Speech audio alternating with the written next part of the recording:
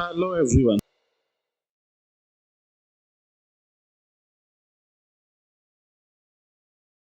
हम पहले से वीडियो बना चुके हैं जिसका नाम बेसिक केमिस्ट्री के फॉर्मेट में सारा वीडियो हम बना चुके हैं। तो वही चीज़ को आज हम फिर से पुराना वाला को अगर हम रिवीजन के फॉर्मेट में समझाया जाए तो ऐसा है कि शायद तुम लोग को याद हो गया होगा। तो पहले भी हम समझा चुके हैं element, compound, mixture, Rutherford, Goldstein, Chadwick, J Thomson, क्या क्या चीज़ का डिस्कवरी कैसे कैसे हुआ, ये सारा कुछ डिटेल्स सब समझा चुके हैं। Alpha scattering experiment, Rutherford, proton, named of proton, Rutherford, discovery of proton, Goldstein, ये सारा कुछ हम क्लियर कर चुके हैं। इसके बाद का हम एक और वीडियो बनाए थे, उसमें हम डिटेल डिस्क्रिप्शन करा दिए थे कैसे किसी भी चीज़ को हम मिलाते हैं, जैसे जिसको हम बोलते हैं ionic formation, covalent bond, sharing of bond, ये सारा कुछ हम बता चुके थे। अब उसके हम आगे से डिटेल समझाते हैं। तो ये बेसिक केमिस्ट्री है।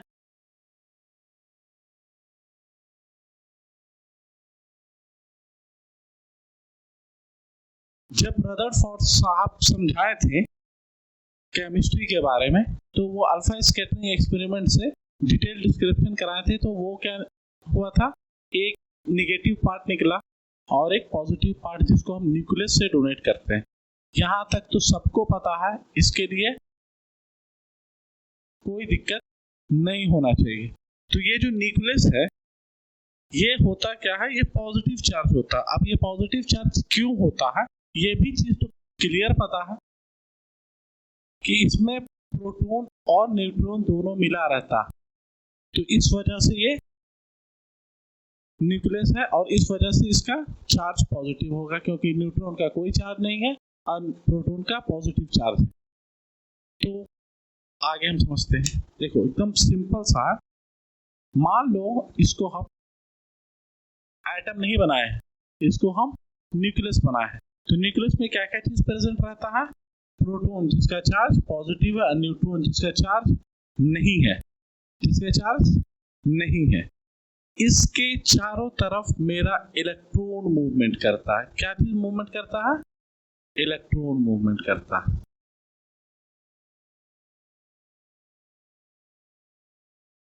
और एक ऑर्बिट में मूवमेंट करता है। किसमें, एक ऑर्बिट में मूवमेंट करता है। ठीक है, तो ये जो ऑर्बिट में मूवमेंट कर रहा है, तो सवाल यहाँ पर मेरा आके ये रुक जा रहा है कि ये जो ऑर्बिट में मूवमेंट कर रहा है, तो ये जो मूवमेंट हो रहा है ये कितना फॉर्मेट में मूवमेंट हो रहा है। तो ये वाला चीज भी नील्स बोहर के सिद्धांत में हम लोग को समझ में आ चुका है, KLMN या फिर 1 2 3 4 के फॉर्मेट। इससे पहले एक और साइंटिस्ट आए थे जिनका नाम था मैक्सवेल।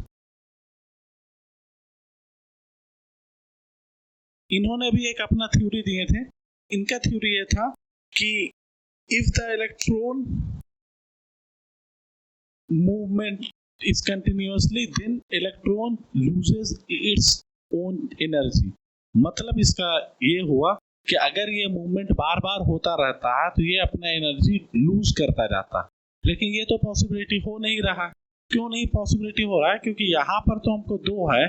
अब थोड़ा देर के बाद क्या हम 1 घंटा बाद देखें, 10 घंटा बाद देखें, 20 घंटा बाद देखें, 1 दिन के बाद देखें, 2 दिन के बाद देखें, 1 महीना 1 साल के बाद देखें, तो इसका मूवमेंट कंटिन्यूअस हो रहा है लेकिन इसमें एनर्जी लूज नहीं हो रहा। सिंपल सा बात है, अगर हम अपने घर में रह रहे हैं तो हमको चार्ज देना नहीं पड़ रहा है, पैसा ये हो रहा है, तो यहाँ ये एनर्जी लूज करेगा ही नहीं। एनर्जी लूज कब करेगा, जब ये दूसरे में ट्रांसफर होगा या दूसरे से लेगा। तो मैक्सवेल का जो ये थ्योरी हुआ ये गलत साबित हो गया। इसमें भी एक और साइंटिस्ट थे जो जे थॉमसन, वाटरमेलन थ्योरी निकाले थे, वो भी गलत साबित हो गया। तो इसके बाद हम लोग पढ़े थे नील्स बोहर का सिद्धांत थ्योरी। इनके सिद्धांत पर हम आगे भी बात कर चुके थे। आज इसको और थोड़ा सा डिटेल से बताते हैं। तो किसी भी चीज का एक मास होगा। जैसे हम अपना वेट बोलेंगे, लेकिन अगर हम वेट अपना बोलेंगे तो मान लो हम बोले मेरा वेट होगा 66, लेकिन हम इसको नॉर्मल भाषा में, हम साइंस के फॉर्मेट से नहीं बता रहे हैं। आप फिर बोले सर आप साइंस के पढ़ा रहे हैं लेकिन आप साइंस के फॉर्मेट, इसीलिए हम बोलते हैं नॉर्मल हम क्या बोलेंगे 66 kg। लेकिन अगर हम फिजिक्स के हिसाब से बताएंगे तो ये हो जाएगा 66 न्यूटन। ये हम तुमको फिजिक्स के क्लास में और हम डिटेल बता देंगे। क्यों? क्योंकि ये तो पहले से तुम लोगों को पता है W = mg। तो ये फॉर्मेट हम नहीं समझा रहे हैं अभी, हम नॉर्मल भाषा में बात करें, इंग्लिश के फॉर्मेट में या फिर नॉर्मल जो भी हम लोग रोजाना जिंदगी में यूज करते हैं उसके हिसाब से। कोई भी आदमी किसी से वेट पूछता है तो बता देगा, वो डायरेक्ट केजी में डोनेट करेगा, ना कि वो न्यूटन में डोनेट करेगा। लेकिन हाँ, साइंस के हिसाब से अगर हम समझाएंगे तो वो डायरेक्ट हम इसको न्यूटन में ही बोलेंगे।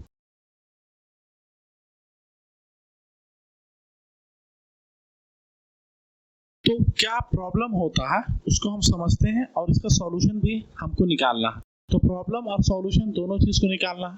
तो क्लास 7 से हम डिटेल समझना चालू करते हैं साइंस को। साइंस को 3 पार्ट में स्प्लिट हो जाएगा, एक फिजिक्स, एक केमिस्ट्री और एक बायोलॉजी। तो हम ये सारा कुछ को हम स्प्लिट होने के वजह से आप थोड़ा सा दिक्कत ये हो जाएगा कि केमिस्ट्री को समझना है, फिर फिजिक्स को समझना है, फिर बायोलॉजी को समझना है। तो ये सारा कुछ तो होने के बाद क्लास 8 में हमको पता चल जाता है इलेक्ट्रॉन, प्रोटॉन, न्यूट्रॉन, ये सारा कुछ का डिटेल हमको पता चलने लगता है। जैसे ही मेरे को इलेक्ट्रॉन, प्रोटॉन, न्यूट्रॉन का डिटेल पता चलने लगता है तो सिंपल सा एक बात है, हम अपना वेट तो अभी हम तुमको डिटरमाइन करके बता दिए कि मेरा वेट इतना होता है। तो इसी तरह इलेक्ट्रॉन का भी वेट होगा, प्रोटॉन का भी वेट होगा और न्यूट्रॉन का भी वेट होगा। तो अब ये वेट हमको याद करना पड़ेगा। तो ऐसा नहीं एक बार हम करते हैं, एक बार हम समझ लेते हैं तो मेरा वेट और क्लियर हो जाएगा। तो हम समझते हैं।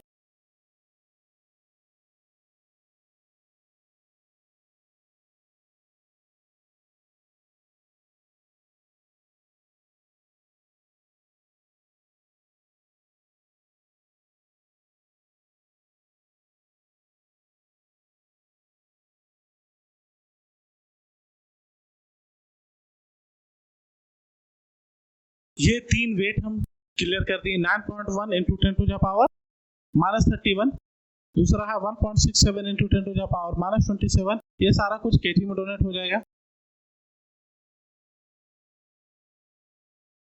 9.1 × 10⁻31 kg, दूसरा 1.6725 × 10⁻⁻27 kg, तीसरा 1.6748 × 10⁻⁻27 kg। तो ये तीनों वेट किस किस का है? तो इसको हम लिखेंगे इलेक्ट्रॉन, इसको हम लिखेंगे प्रोटॉन, इसको हम लिखेंगे न्यूट्रॉन। यहाँ से हमको क्लियर हो रहा होगा, कुछ ना कुछ क्लियर हो रहा होगा। तो ये क्या क्लियर हो रहा है कि सबसे हल्का वेट किसका है? सबसे हल्का वेट किसका है? इलेक्ट्रॉन का, उसके बाद प्रोटॉन का, उसके बाद न्यूट्रॉन का। तो ये चीज से हमको क्लियर क्या होगा कि न्यूट्रॉन का सबसे भारी होता है वेट और इलेक्ट्रॉन का सबसे हल्का वेट होता है। तो ये, लेकिन यहाँ एक और चीज होता है जिसको हम 1.66 × 10⁻⁻27 kg से डोनेट करते हैं।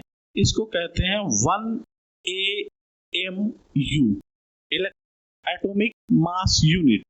ये हो गया 1.66 × 10⁻⁻27 kg equal to 1 AMU, atomic mass unit. अब इसके नजदीक में क्या क्या आ सकता है? ये भी आ सकता है और ये भी आ सकता है, दोनों आ रहा है। लेकिन यहाँ लेकिन क्या बात आ गई है? लेकिन क्या हो रहा है, ये दोनों इसके नजदीक में आ गया तो हम मान सकते हैं, एग्जैक्ट तो नहीं है लेकिन हाँ उसी के बराबर।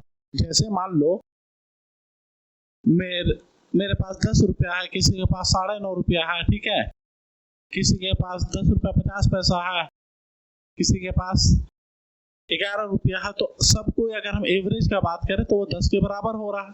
तो यही चीज यहाँ पर हो रहा है। तो 1 AMU एटॉमिक मास यूनिट के बराबर मेरा किसका वेट आ रहा है? न्यूट्रॉन और प्रोटॉन दोनों का आ रहा है। न्यूट्रॉन और प्रोटॉन दोनों का आ रहा है, किस वेट आ रहा है? किसका? एटॉमिक मास यूनिट के बराबर। बराबर का तुलना हम कब करते हैं, बराबर को हम क्या बोलते हैं और कैसे हम तुलना करते हैं। बराबर का मतलब होता है किसी भी चीज को किसी भी चीज के साथ एक रिलेशन बनाना। रिलेशन को हम क्या करते हैं, साइंस में हम लोग ये चीज समझते हैं, केमिस्ट्री में एक होता है रिलेटिव और एक होता है एब्सोल्यूट। एब्सोल्यूट का मतलब होता है एग्जैक्ट। एग्जैक्ट का मतलब क्या हुआ कि मेरे पास क्या है, कितना है, वो मेरा एग्जैक्ट वैल्यूएशन हम बता रहे हैं। और रिलेटिव का मतलब होता है हम किसी के साथ रिलेशन करके वो चीज बता रहे हैं। एग्जाम्पल के तौर पर मान लो मेरे पास में 5,000 रुपया, ठीक है, 5,000 रुपया मेरे पास में है, लेकिन मेरा एक दोस्त है उसके पास में 3,000 रुपया, ठीक है। तो मेरा एब्सोल्यूट पेमेंट मेरे हाथ में कितना है, एब्सोल्यूट मनी 5,000, लेकिन हाँ रिलेटिव के हिसाब से बात करें तो 2 या फिर 8 हो सकता है, क्योंकि ये रिलेटिव हो गया दोनों के साथ में मिलके। तो यही चीज यहाँ है। तो इस वेट को हम क्या कहेंगे, एब्सोल्यूट वेट।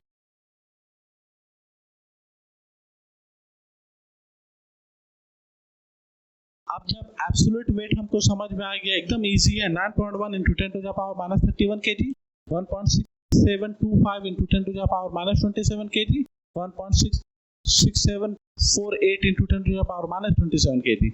ये तीनों मेरे को एब्सोल्यूट वेट एक बार में याद हो जाना चाहिए। उसके बाद आ जाता है रिलेटिव वेट।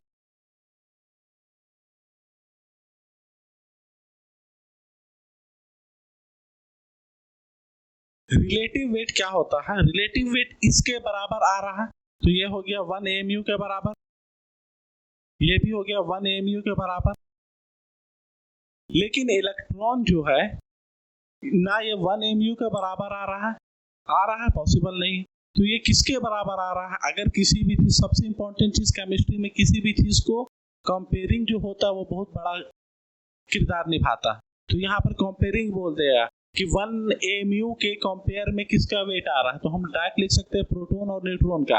लेकिन अगर हम बोलेंगे इलेक्ट्रॉन का कंपेयर के हिसाब से कैसे होगा, तो अब यहाँ हम फंस जाएंगे। तो ये हो रहा है 3/4 हो रहा है लमसम।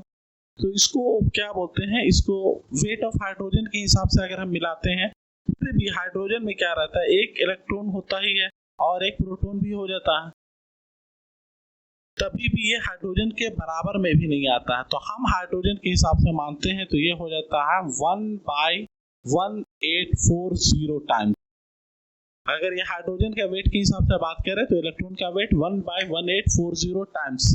तो ये हो गया तुम्हारा relative weight of electron, relative weight of proton, relative weight of neutron, और ये हो गया absolute weight of electron, absolute weight of proton, absolute weight of neutron, और ये हो गया 1.66 into 10 to the power -27 kg is equal to 1 AMU, atomic mass unit. यहां तक क्लियर है।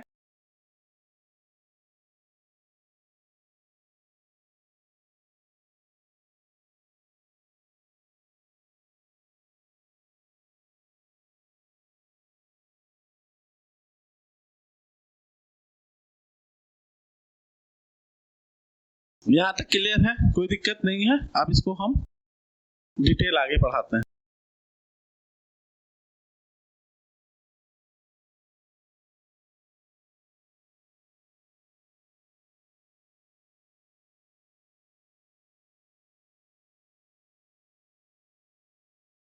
ये सिद्धांत, ये थ्योरी हमको किससे पता चला था, ये वाला थ्योरी हमको किससे पता चला था, नेल्स बोहर के तरफ से पता चला था कि इलेक्ट्रॉन जो है वो मूवमेंट करता है। मतलब इलेक्ट्रॉन जो है मूव कर, किसके अकॉर्डिंग में मूव करता है, प्रोटॉन और न्यूक्लियस, जो प्रोटॉन और न्यूट्रॉन जो एक साथ में रहता है उसको न्यूक्लियस बोलते हैं। तो वो डायरेक्टली अगर हम बात करें तो वो प्रोटॉन न्यूक्लियस के चारों तरफ चक्कर लगाता रहता। तो चारों तरफ चक्कर लगाने का मतलब क्या हुआ और क्यों चक्कर लगाया, सवाल यहाँ पर ये आके रुक गया, चक्कर क्यों लगाया।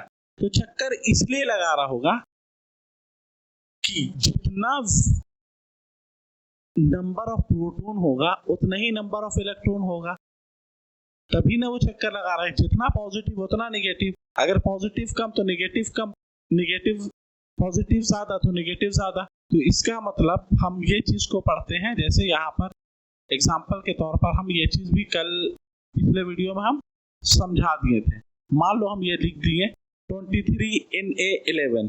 ऊपर का नंबर जो होता है इसको हम कहते हैं एटॉमिक मास, ठीक है। नीचे का नंबर को हम कहते हैं एटॉमिक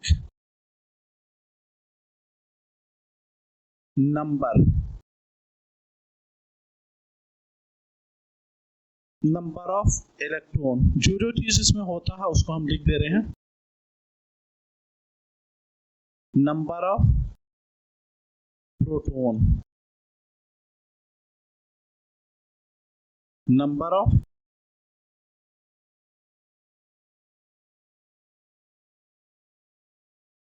न्यूट्रॉन। क्या क्या होता है? Atomic mass, atomic number, number of electron, number of proton, number of neutron. अब सवाल ये आया, मान लो हम पोटेशियम बोलते हैं, तो हर जगह हम ऐसे तो नहीं लिखेंगे, जैसे हम बोल देंगे कि सोडियम क्लोराइड लिखना है, ठीक है, तो सोडियम क्लोराइड के लिए हम इतना लंबा लिखेंगे सोडियम क्लोराइड, ठीक है। यहां तक तो मेरे लिए इजी है, लेकिन बाकी सब चीज को ऐसे अगर हम डिटेल लिखें, इससे अच्छा इसका एक सिंबल हम यूज कर लेते हैं और इसको हम डायरेक्टली यूज करके हम ऐसे लिख देते हैं। तो ये मेरा इजी फॉर्मेट पड़ता है, ना कि कंपेयर इसके कंपेयर में। तो हम ये सब चीज का भी एक फॉर्मेट समझ लेते हैं, किसको हम क्या बोलते हैं, किसको हम क्या चीज से डोनेट करते हैं, तो मेरे लिए आसान हो जाएगा। तो एटॉमिक मास को हम ए से डोनेट करते हैं, एटॉमिक नंबर को हम Z से डोनेट करते हैं, नंबर ऑफ इलेक्ट्रॉन को E से डोनेट करते हैं, नंबर ऑफ प्रोटॉन को P से डोनेट करते हैं, नंबर ऑफ न्यूट्रॉन को N से डोनेट करते हैं। ये लाइन समझ जाओगे, आगे में जितना कुछ है अब हम इसी के फॉर्मेट से समझाएंगे। एटॉमिक मास को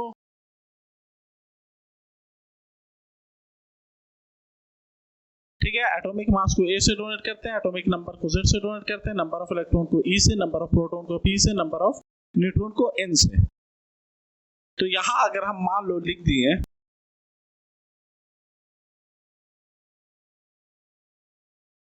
क्लियर है, तो ये चीज से हमको समझ में आ जाएगा कि इलेक्ट्रॉन जो है सिर्फ मूवमेंट कर रहा है, तो इसका जो भी मेन वेट है, इसका जो भी मेन वेट है वो सिर्फ इसके न्यूक्लियस पर ही है, इसका जो भी मेन वेट है वो सिर्फ इसके न्यूक्लियस पर है। तो अगर न्यूक्लियस का, क्योंकि ये तो मूवमेंट कर रहा है ना, या मूव कर रहा, अभी यहाँ है, कल किसी को ट्रांसफर कर देगा, जो हम इलेक्ट्रॉन ट्रांसफर या फिर किसी से लेके आ जाएगा, तो ये इंक्रीमेंट और डिक्रीमेंट करता रहता है। और दूसरा चीज, इलेक्ट्रॉन का वेट यहाँ अगर हम चेक करते हैं तो इलेक्ट्रॉन का वेट बहुत कम होता है एज कंपेयर टू प्रोटॉन और न्यूट्रॉन।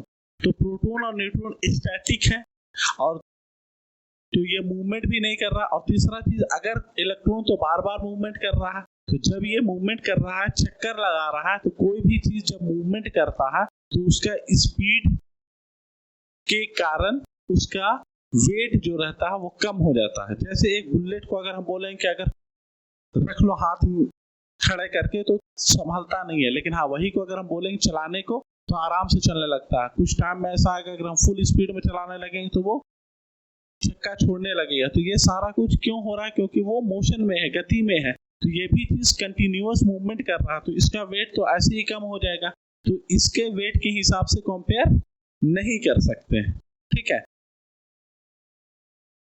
दूसरा चीज, जैसे जैसे हम इधर की तरफ बढ़ते जाएंगे वैसे वैसे रेडियस भी बढ़ता जाएगा। तो रेडियस जो बढ़ता जाएगा तो प्रोटॉन और न्यूट्रॉन को हम मिला के हम क्या कहते हैं? Proton plus neutron is equal to nucleus कहते हैं। और एटॉमिक नंबर इलेक्ट्रॉन का मूवमेंट जो हो रहा है वो क्या चीज में हो रहा है? रेडियस के थ्रू में हो रहा है। जितना ज्यादा रेडियस उसके हिसाब से होता जा रहा है। तो ये जो रेडियस है, ये जो रेडियस है इसको हम एंगस्ट्रॉम से डोनेट करते हैं। एंगस्ट्रॉम को 10 का पावर -10 से डोनेट करते हैं, ठीक है। और ये जो न्यूक्लियस है इसको हम फर्मी से डोनेट करते हैं,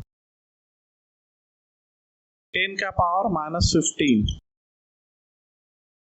क्लियर यहां तक? एंगस्ट्रॉम, और यही एंगस्ट्रॉम अगर हम फिजिक्स के फॉर्मेट में पढ़ेंगे तो ये वेवलेंथ को भी डोनेट करता है।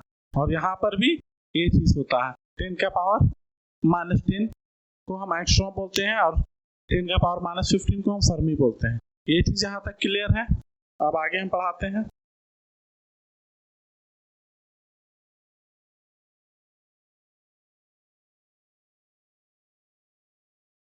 इसको लिख लो, याद कर लो, एक बार में याद हो जाएगा। ऐसा कुछ नहीं है कि याद नहीं होगा। और नोट्स बना के रेडी रखते जाओ, सारा कुछ समझते जाओगे तुम लोग।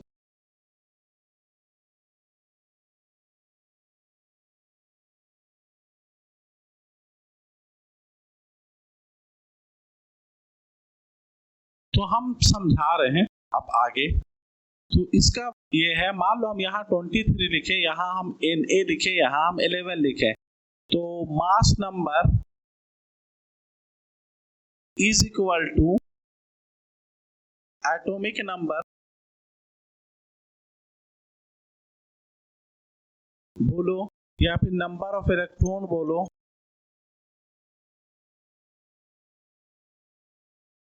या फिर नंबर ऑफ प्रोटॉन बोलो प्लस नंबर ऑफ न्यूट्रॉन। अब ये सवाल में हमको थोड़ा सा कंफ्यूजन हो गया। क्या कंफ्यूजन हो गया? आगे का डिटेल में पूछा जाएगा कि हमको कंपेयर करना है एटॉमिक नंबर को किसी के साथ, तो हम किसके साथ हम कंपेयर करें, नंबर ऑफ इलेक्ट्रॉन के साथ या नंबर ऑफ प्रोटॉन के साथ? तो दिक्कत क्या हो गया? नंबर ऑफ इलेक्ट्रॉन के साथ में हम करें कि नंबर ऑफ प्रोटॉन के साथ करें? हालांकि सब तो बराबर ही होता है, लेकिन किसके साथ कंपेयर किया जाए? तो ये हम बोलेंगे तीनों तो बराबर है। फिर भी मेरे से पूछा गया नहीं, इसको एटलीस्ट सिर्फ एक के साथ में कंपेयर करना। अब चूज करना है कि कौन सा तुमको चुनना है। तो हम क्या चुनेंगे, नंबर ऑफ प्रोटॉन को या नंबर ऑफ इलेक्ट्रॉन को? किसको चुनेंगे? नंबर ऑफ प्रोटॉन को चुनेंगे। क्यों नंबर ऑफ प्रोटॉन को चुनेंगे? रीजन क्या है ये भी समझ लो। नंबर ऑफ प्रोटॉन को इसलिए चुनेंगे क्योंकि ये नंबर ऑफ प्रोटॉन स्टैटिक है और नंबर ऑफ इलेक्ट्रॉन डिफरेंसेस हो रहा है, बार बार चेंजेस कर रहा है। इस वजह से हम एटॉमिक नंबर को हम डायरेक्ट नंबर ऑफ प्रोटॉन लिख सकते हैं। तो ये वजह के कारण हम नंबर ऑफ इलेक्ट्रॉन को यूज नहीं करेंगे। तो टोटल वेट जो आया, जिसको हम मास नंबर से डोनेट कर रहे हैं, टोटल वेट को हम मास नंबर से डोनेट कर रहे हैं। ये जो टोटल वेट आया, इसको हम क्या चीज कह सकते हैं कि ये जो टोटल वेट है, ये टोटल वेट होता है न्यूक्लियस का। इसका वेट हुआ total weight of nucleus equal to mass number, क्योंकि इलेक्ट्रॉन तो मूवमेंट कर रहा है ना, और इसका वेट भी बहुत कम होता है। तो इस वजह से नंबर ऑफ प्रोटॉन और नंबर ऑफ न्यूट्रॉन दोनों को ऐड कर देंगे तो मास नंबर आ जाएगा। तो यहाँ पर हम इलेक्ट्रॉन को हम खत्म कर दिए, यूज करना बंद कर दिए, क्योंकि कंपेयर का बात आया तो हम इलेक्ट्रॉन को परमानेंटली हटा दिए। क्यों हटा दिए ये तो हम पूरा डिटेल से समझा दिए हैं। इस वजह से हम number of proton plus number of neutron is equal to mass number हम क्लियर कर दिए। ये चीज क्लियर है। अब आगे बताते हैं।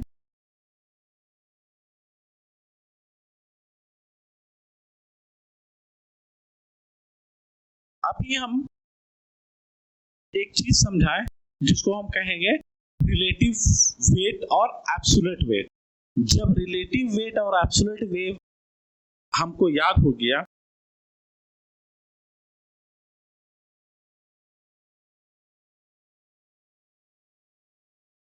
तो अगर हम थोड़ा सा और मेहनत कर लें तो हमको एब्सोल्यूट चार्ज और रिलेटिव चार्ज भी याद हो जाएगा। तो करना कुछ नहीं है, सिंपल है, इसको याद कर लेंगे, एक बार में याद हो जाएगा।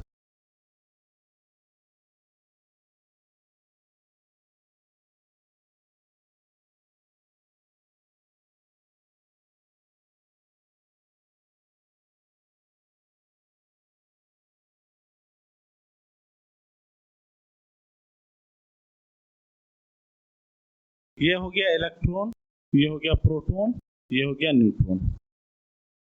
है इजी। ये हो गया एब्सोल्यूट चार्ज।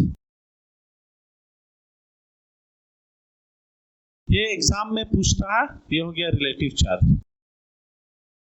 तो एग्जाम में पूछता है, इस वजह से अगर हम याद कर ले तो मेरा परमानेंट सॉल्यूशन हो गया। Absolute weight of proton, electron, neutron, relative weight of electron, proton, neutron, absolute charge of electron, proton, neutron, relative weight of electron, proton, neutron. Simple बात है, उसको हम याद किए थे। तो इलेक्ट्रॉन को बताए थे 9.1 × 10⁻³ kg, दूसरा बताए थे 1.6725 × 10⁻27 kg, तीसरा हम बताए थे 1.6748 × 10⁻27 kg।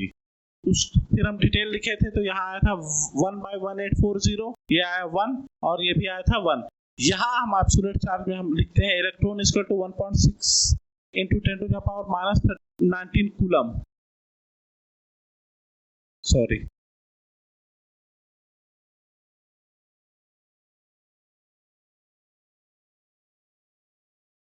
स्पेलिंग थोड़ा सा ऊपर नीचे होगा तो मैनेज कर लेना, क्योंकि कभी ऐसा होता है कि आदमी जब पढ़ाता है ना तो थोड़ा बहुत स्पेलिंग में चेंजेस आ जाता है।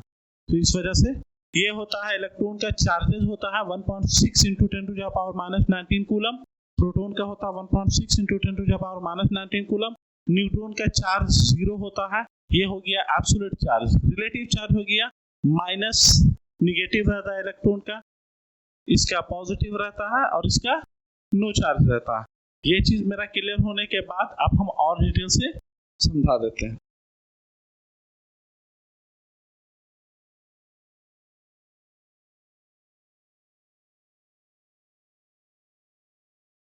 और डिटेल समझाने के लिए थोड़ा सा हम रिवीजन फिर से करवा देते हैं कि ताकि तुम लोग का प्रॉब्लम नहीं हो।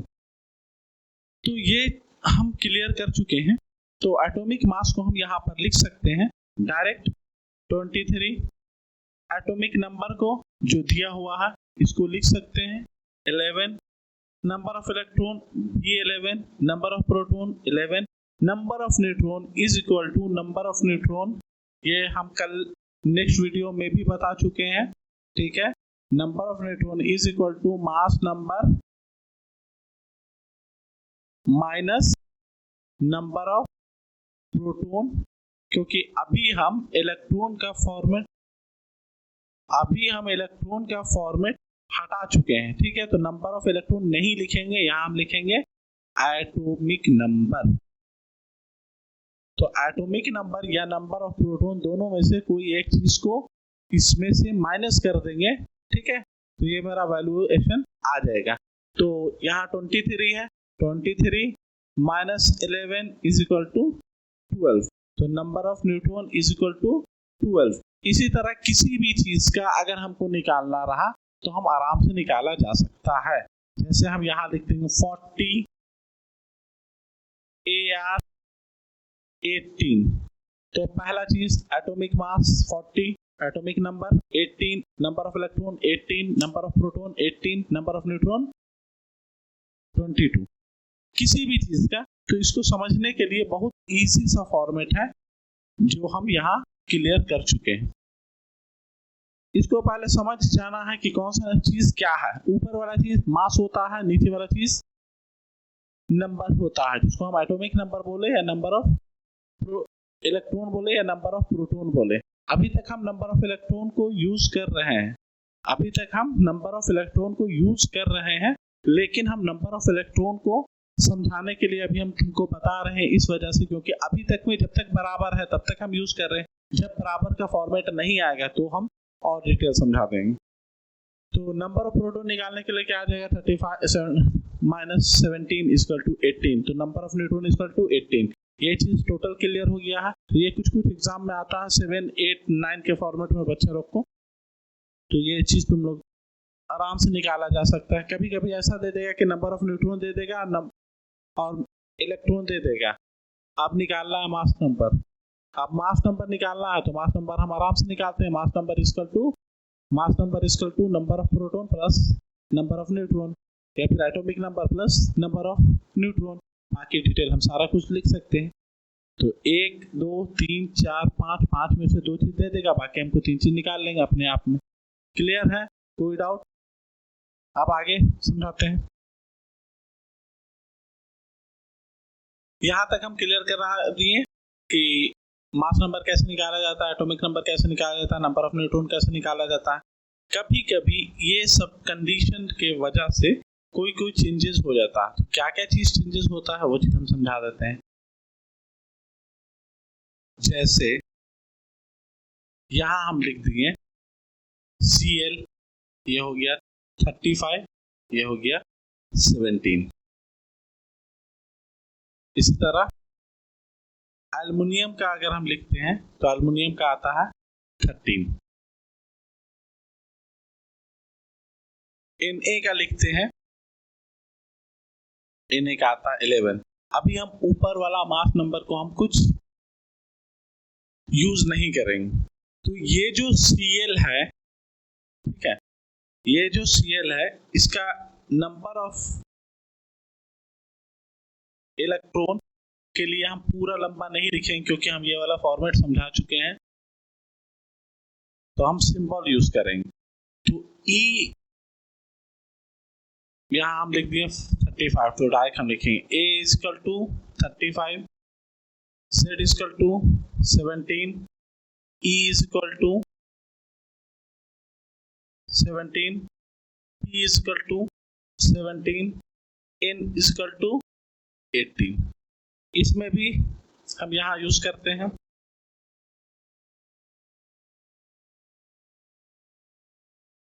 A equal to 23, Z equal to 11, E is equal to 11, P is equal to 11, N is equal to 12। ये चीज क्लियर हो गया, हमको समझ में सारा कुछ आ गया। लेकिन कंडीशन यहाँ है कि ये जो इलेक्ट्रॉन है ये मूवमेंट करता है। मूवमेंट का मतलब ये हुआ कि इसको जैसे स्टेबिलिटी चाहिए, इसको मतलब कहीं भाग सकता है या कहीं से किसी को लेके आ सकता है।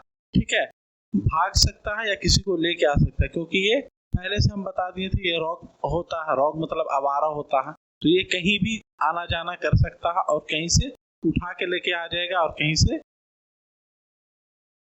या तो भाग जाएगा या तो फिर किसी को उठा के लेके आ जाएगा। तो ये होता है, इसको आवारा कहते हैं। ये ज्यादातर लड़का में पाया जाता है।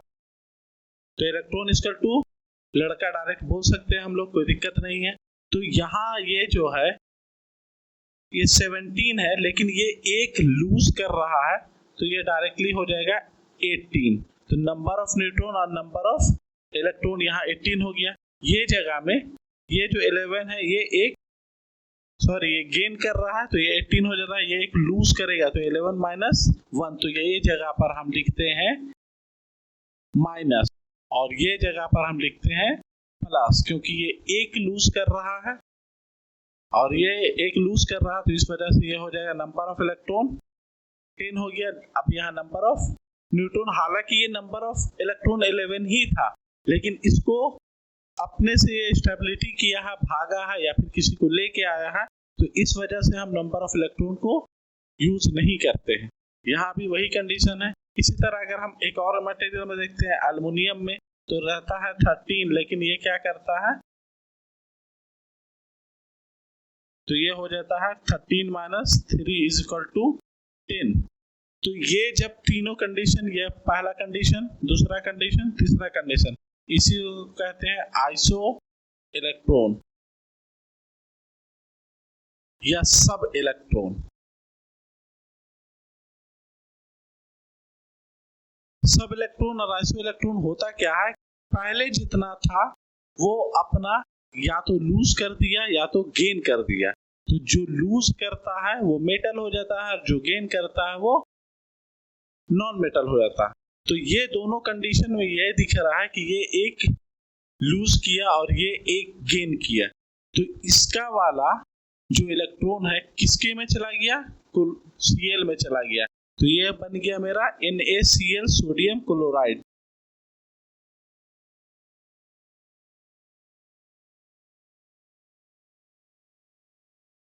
जिसको हम कॉमन सॉल्ट भी बोलते हैं।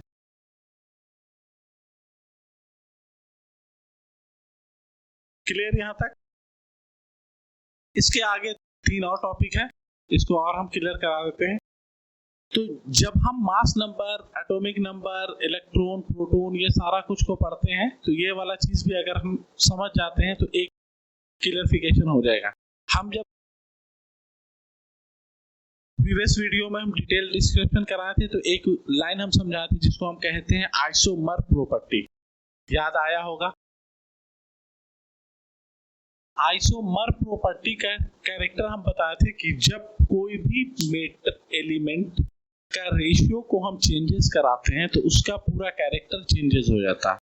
इसको हम कहते हैं आइसोमर प्रॉपर्टी। ये तुम्हारा कार्बन के अकॉर्डिंग में आया था CH4 मीथेन C2H6 इथेन, ये क्लियर था। तो इसी तरह कुछ कुछ ऐसा होता है, ये इसके अकॉर्डिंग में हम पढ़ते हैं तो वो आ जाता है आइसोटोप्स, आइसोबार, आइसोटोन्स। ये तीन चीज आइसो के फॉर्मेट में हम यहाँ भी समझा दिए। आइसो इलेक्ट्रॉन क्या होता है, तो डिफरेंसेस एक बार में समझ जाओ, प्रॉब्लम हमेशा के लिए शॉर्ट आउट है। अगर कल हम बोल दें कि what is iso electron, clear कर सकते हो। व्हाट इज आइसोमर, क्लियर कर सकते हो। अब हम और तीन टॉपिक बता देते हैं जिसको हम कहेंगे आइसो बार, आइसोटोप और आइसोटोन।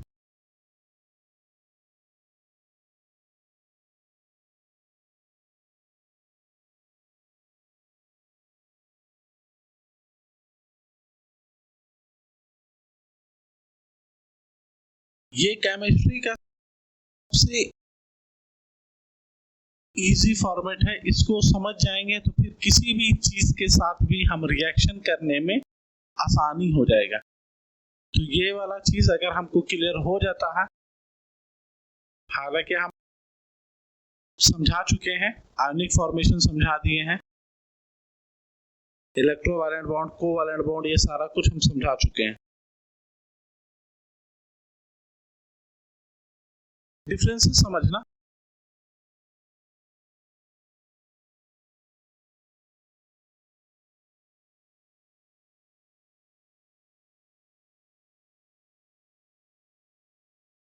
कुछ लिखे हैं, समझ में आ रहा होगा। मास नंबर और एटॉमिक नंबर क्लियर है। उसके साथ हम सिंबल भी यूज किए हैं। Symbol stand for, Ca stand for calcium, Ar stand for iron. ठीक है, यहां देखना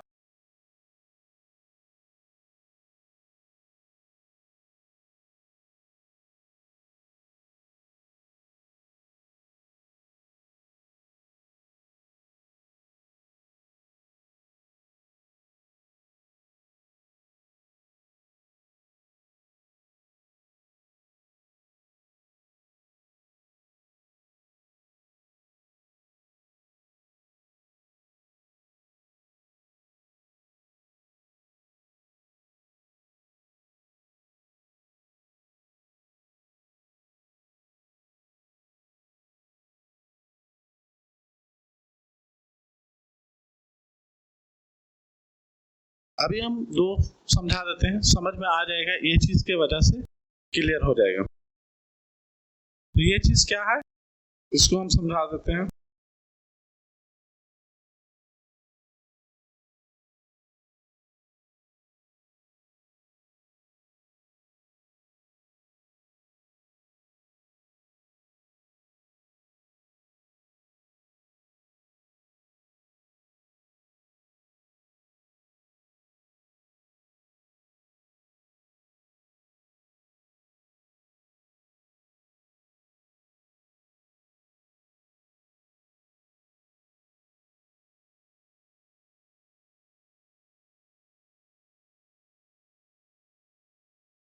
ये चीज को हमको समझ में आ रहा है कि यहाँ है मास नंबर, ऊपर में जो भी चीज डोनेट करता है ये मास नंबर होता है, नीचे वाला atomic number.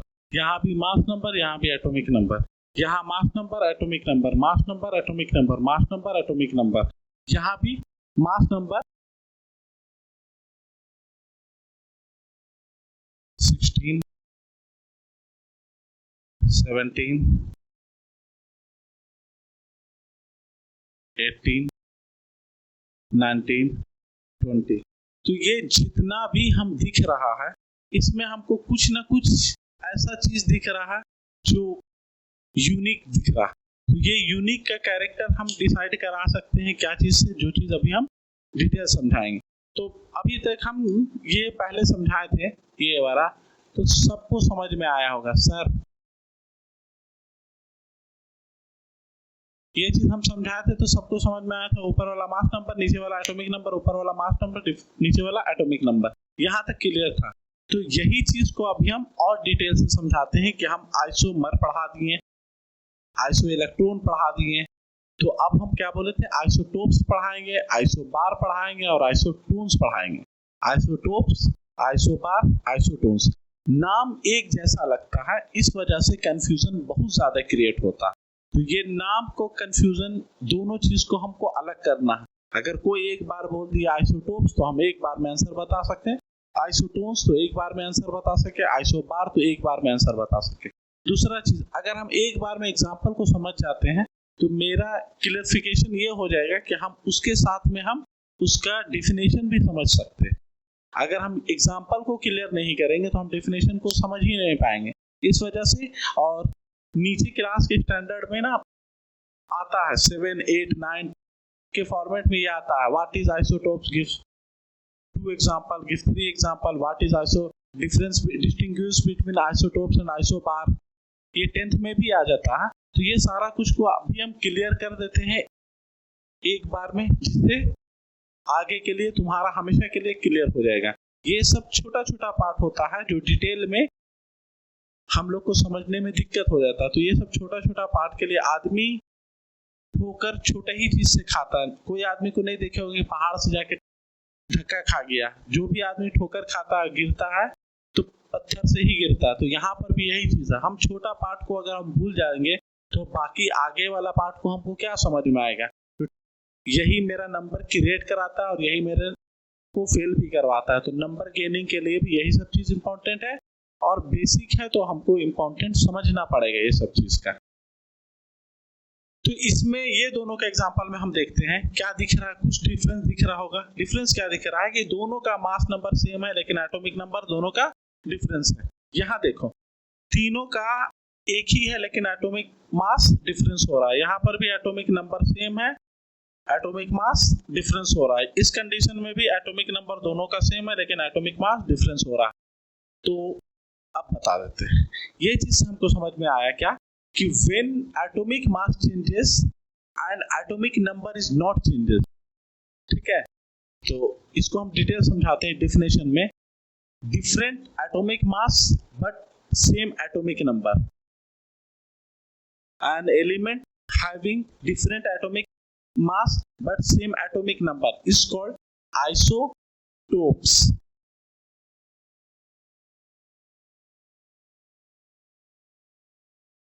Different mass number but same atomic number form isotopes. याद रखो, डिफरेंट मास नंबर लिख गया, मास नंबर अलग अलग है, मास नंबर अलग अलग है, तो different mass number but same atomic number form isotopes.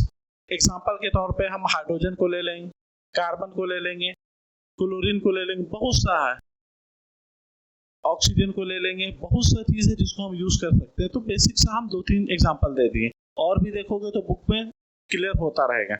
तो आइसोटोप्स ये हो गया different mass number but same atomic number, इसको आइसोटोप्स। इस कंडीशन में हम आते हैं तो different atomic number but same mass number, तो इसको हम कहेंगे आइसोबार।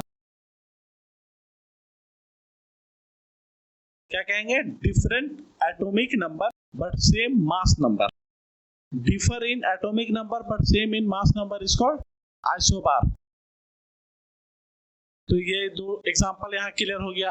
कैल्शियम का मास नंबर भी 40 होता है और एटॉमिक नंबर 20 होता है, लेकिन आर्गन का भी मास नंबर 40 होता है लेकिन एटॉमिक नंबर 18 होता है।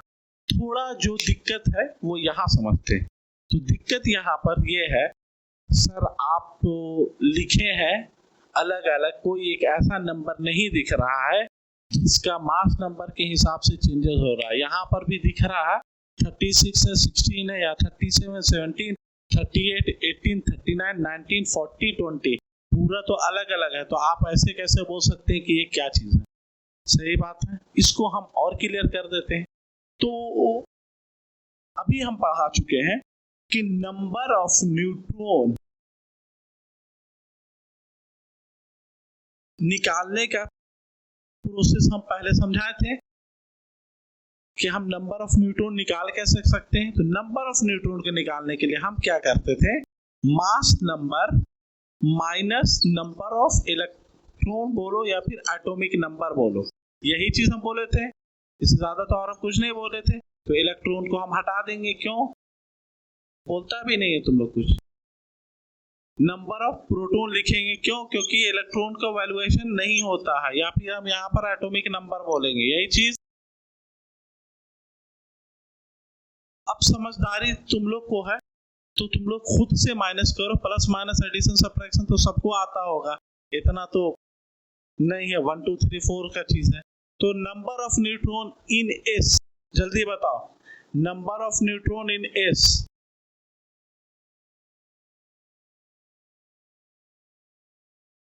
Cl, Ar, K, Ca, number of neutron in S 20, number of neutron in Cl 20, number of neutron in Ar 20, number of neutron in potassium 20, number of neutron in calcium 20। तो condition दिखाइए, condition में कि number of neutron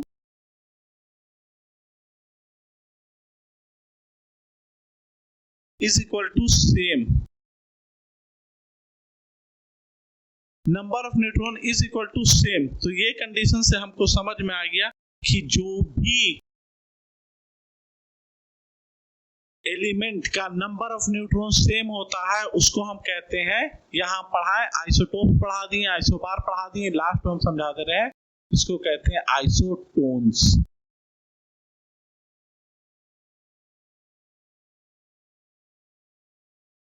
तो अभी तक हम 5 iso के format में समझा चुके हैं। पहला हम बताएं आइसोमर कार्बन के फॉर्मेट में, दूसरा चीज बताए थे आइसो इलेक्ट्रॉन, गेन और लूज इलेक्ट्रॉन करने का प्रोसेस को हम बताएं, फिर हम आइसो बार बताएं, सेम मास नंबर,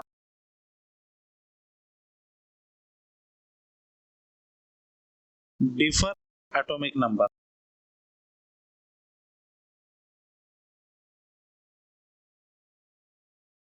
फिर हम आइसोटोप्स बताएं, सेम एटॉमिक नंबर,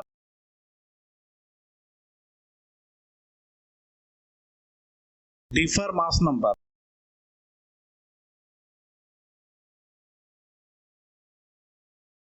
फिर लास्ट हम बताएं आइसोटोन्स,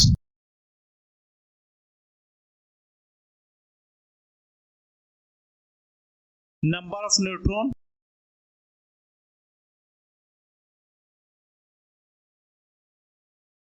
सेम।